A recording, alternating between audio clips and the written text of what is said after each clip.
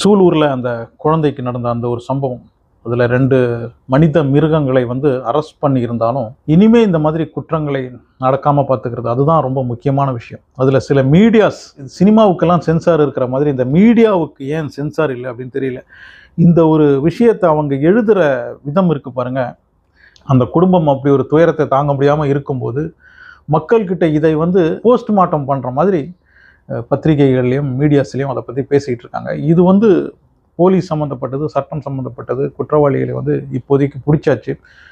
இனிமேல் என்ன பண்ணணும் அப்படின்றத பார்க்குறத விட்டுட்டு அந்த நடந்த சம்பவத்தை திருப்பியும் ரொம்ப மோசமாக எழுதுறது அப்படின்றது வந்து அது ஒரு பத்திரிகை தர்மமோ இல்லைன்னா அது ஒரு மீடியா தர்மமோ கிடையாது. அடுத்து இந்த மாதிரி குற்றங்கள் நடக்காமல் இருக்கிறதுக்கு என்ன செய்யணும் அப்படின்றத பற்றி பேசுங்க. அதுதான் ரொம்ப முக்கியம். அதில் சில கட்சிகள் ஆட்சிக்கு வந்து 15 நாள்லேயே இப்படி நடக்குது அப்படி நடக்குது அப்படின்ற விமர்சனம்லாம் செஞ்சுக்கிட்டு இருக்காங்க. இதற்கு முன்னாடி ஆட்சி செய்த கட்சிகளுடைய நல்ல நல்ல திட்டங்களை இப்போ தமிழ்நாட்டை ஆட்சி செஞ்சுக்கிட்டு இருக்கிறவங்க அந்த திட்டத்தை எல்லாம் எடுத்து செய்கிறாங்க. நல்ல திட்டங்கள் எதுவாக இருந்தாலும் அதை வந்து நாங்கள் அப்படியே தொடருவோம் அப்படின்னு சொல்லியிருக்கிறாங்க. நல்ல திட்டங்களை அவங்க தொடருவாங்க அப்படின்னும் போது இதற்கு முன்னாடி நீங்கள் இந்த மாதிரி குற்றங்களை தடுப்பதற்கு என்னென்ன நடவடிக்கைகள் எடுத்திருந்தீங்களோ அதையெல்லாம் தொடர்ந்து இவங்க செஞ்சுக்கிட்டு தான் இருந்திருப்பாங்க. அப்போ மீண்டும் இப்படி குற்றங்கள் நடக்குது அப்படின்னும் போது இதற்கு முன்பு நடந்த ஆட்சியில் குற்றங்களை தடுப்பதற்கான சரியான நடவடிக்கை எடுக்கலை அப்படின்னு தான் அர்த்தம். உங்கள் கையில் 5 வருஷம் கிடச்சிது. இதுக்கு முன்னாடி 50 வருடம் மாறி மாறி 2 கட்சியும் ஆட்சி செஞ்சுக்கிட்டு இருந்தீங்க. நீங்கள் கொஞ்சமாக சில நடவடிக்கைகளை எடுத்திருந்தீங்கன்னா, இந்த குற்றங்களை குறைப்பதற்காக சில திட்டங்களை வகுத்திருந்தீங்கன்னா இப்போ இப்படி ஒரு நிலைமை வந்திருக்காது. அதை விட்டுட்டு இப்போ ஆட்சிக்கு வந்து 15 நாளே ஆன ஒரு கட்சிக்கிட்ட வந்து நீங்கள் என்ன பண்ணிக்கிட்டு இருக்கீங்க, உங்களால் குற்றத்தை தடுக்க முடியல அப்படின்னா நீங்கள் இத்தனை வருஷமாக என்ன பண்ணிகிட்டு இருந்தீங்க, 50 வருஷமாக என்ன பண்ணிகிட்டு இருந்தீங்க? உங்களுடைய திட்டங்களை எல்லாம், நல்ல திட்டங்களை எல்லாம் அவங்க எடுத்து பண்ணுறாங்கல்ல இல்லையா? அப்படி இருக்கும்போது நீங்கள் குற்றங்களை தடுத்திருந்தீங்கன்னா, அதற்கான நடவடிக்கை எடுத்திருந்தீங்கன்னா இந்த மாதிரி நடந்திருக்காது. என் ஆட்சியில் வந்து குற்றம் நடக்கணும் அப்படின்னு யாராவது விரும்புவாங்களா? ஸோ விமர்சனம் பண்ணும்போது நீங்கள் என்ன பண்ணியிருக்கீங்க அப்படின்றத பார்க்கணும். அதே மாதிரி நம்ம சிஎம் அவர்களுக்கு மொத்தம் 108 எம்எல்ஏவா, உங்களுக்கு 107 எம்எல்ஏ அப்படின்னா மற்ற எல்லா எம்எல்ஏவும் கூட நீங்கள் அழைச்சி பேசுங்க. அது வந்து திமுகவுடைய எம்எல்ஏவாக இருக்கலாம், அதிமுகவுடைய எம்எல்ஏவாக இருக்கலாம். 234 பேரும் தமிழ்நாட்டின் எம்எல்ஏ. அவங்களுக்கு வந்து வேறு கட்சி இருக்கலாம். அப்படி இருந்தாலும் இப்போதைக்கு உங்கள் அண்டரில் தான், உங்களுடைய ஆட்சிக்கு அண்டரில் தான் அவங்க இருக்காங்க. ஸோ அவங்களையெல்லாம் கூட கூப்பிட்டு பேசி எந்தெந்த தொகுதியிலெல்லாம் இந்த சமூக விரோத செயல்கள்லாம் நடக்கிறதுக்கு வாய்ப்பு இருக்குது, ஆள் இல்லாத இடங்கள் எது இருக்குது, அதெல்லாம் அந்த மாதிரி இடங்கள் எல்லாம் மார்க் பண்ணிவிட்டு அந்த மாதிரி இடங்கள்லாம் சிசிடிவி வசதிகளோ அப்புறம் காவலர்களுடைய கண்காணிப்போ இதெல்லாம் செஞ்சிங்கன்னா இன்னும் குற்றத்தை தடுக்கிறதுக்கான வாய்ப்பு இருக்குது. அதே மாதிரி மற்ற கட்சிகளை சேர்ந்த எம்எல்ஏக்களும் சிஎம்ஐ வந்து பார்த்து பேசுங்க. ஏன்னா அது உங்கள் தொகுதி, அந்த தொகுதி வந்து உங்களை சேர்ந்தது, மக்கள் உங்களுக்கு ஓட்டு போட்டிருக்காங்க அப்படின்னும்போது அந்த தொகுதியை பாதுகாக்க வேண்டியது உங்களுடைய கடமையும் தான். உங்களுடைய கட்சியை சேர்ந்தவங்க சிஎம் இல்லை அப்படின்னாலும் இப்போ இருக்கிற சிஎம்ஐ போய் பாருங்கள். அவர்கிட்ட வந்து எங்களுக்கு இந்த மாதிரி விஷயங்கள்லாம் தேவை இருக்குது, இந்த குற்றங்களை தடுப்பதற்கு இந்த மாதிரி சில தேவைகள்லாம் இருக்குன்னு நீங்கள் போய் சொல்லுங்கள். அதெல்லாம் அவர் செய்வார். அதெல்லாம் செய்கிறதுக்கு தான் அவர் இருக்கார். என்னுடைய ஆட்சியில் குற்றம் அதிகமாக ஆகட்டும் அப்படின்னு அவர் விரும்புவார். அவர் அதை தடுக்கிறதுக்கான எல்லா முயற்சிகளும் எடுப்பார். அதனால் அதையெல்லாம் போய் செய்யுங்க. இப்போதைக்கு என் கட்சி உன் கட்சி அப்படின்றதெல்லாம் பார்க்காம என்னுடைய தமிழ்நாடு, என்னுடைய தொகுதி, அதை நான் சிறப்பாக பார்ப்பேன். என்னுடைய தொகுதியில் எந்த ஒரு குற்றமும் நடக்காமல் நான் பாதுகாப்பேன் அப்படின்ற ஒரு எண்ணத்துடன் நீங்கள் செயல்படுங்க.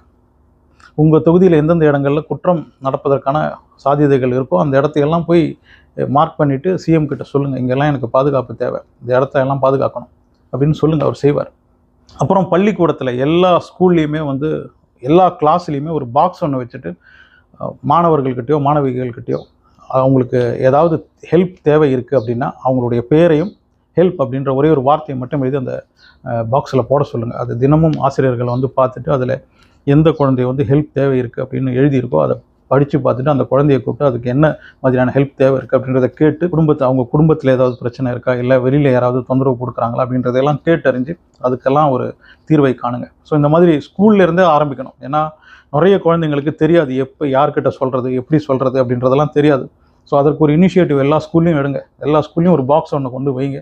தினமும் அதில் வந்து எதையாவது எழுதி அதில் போட சொல்லுங்கள். அப்படி நிறைய எழுதலைன்னா கூட ஹெல்ப் தேவைன்னா வெறும் ஹெல்ப் அப்படின்றத மட்டும் எழுதி போட சொல்லுங்கள். அப்புறம் அந்த குழந்தைய தனியாக கூப்பிட்டு யாருக்கும் தெரியாமல் ஸ்கூலில் வந்து இந்த குழந்தைய நீங்கள் கூப்பிடுறீங்க அப்படின்றது கூட தெரியக்கூடாது.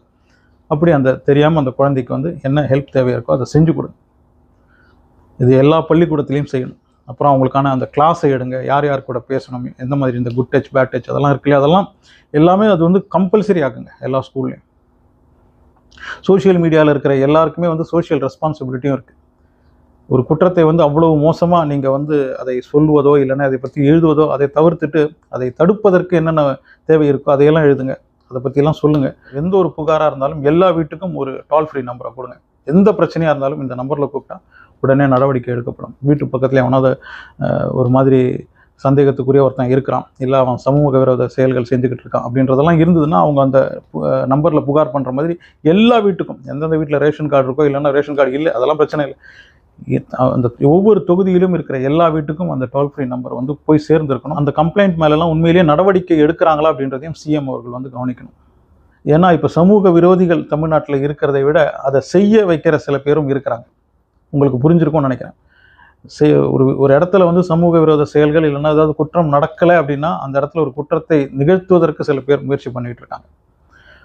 ஸோ அதையெல்லாம் கூட நீங்கள் கண்காணிக்க வேண்டியிருக்கும். இது வரைக்கும் குற்றம் செய்பவர்கள் தான் இருந்தாங்கன்னா இப்போ குற்றம் செய்ய தூண்டுபவர்களும் நிறைய பெருகிட்டாங்க. ஸோ அவங்கக்கிட்ட இருந்தும் தமிழ்நாட்டை காப்பாற்ற வேண்டியிருக்கு.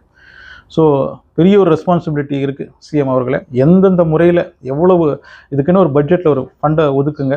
எந்த அளவுக்கு அட்வான்ஸ்டான டெக்னாலஜியை யூஸ் பண்ணி இந்த குற்றங்களை தடுக்கிறதுக்கான முயற்சிகள் எடுக்க முடியுமோ அதையெல்லாம் எடுங்க. காவல்துறைக்கு தேவையான எல்லா வசதிகளும் செஞ்சு கொடுங்க. அப்புறம் எந்த கட்சியை சேர்ந்தவங்களாக இருந்தாலும் இந்த ஆட்சியில் குற்றம் நடக்கணும் அப்படின்னு பார்க்காதீங்க, அதை தடுக்கணும்னு பாருங்கள். ஏன்னா மற்றவங்க குடும்பத்தில் நடக்கிற எதுவுமே நம்ம குடும்பத்திலையும் நடக்கலாம். ஸோ அந்த ஒரு ரெஸ்பான்சிபிலிட்டி நம்மக்கிட்ட இருக்கணும். ஸோ இது என்னுடைய மாநிலம், என்னுடைய ஸ்டேட்.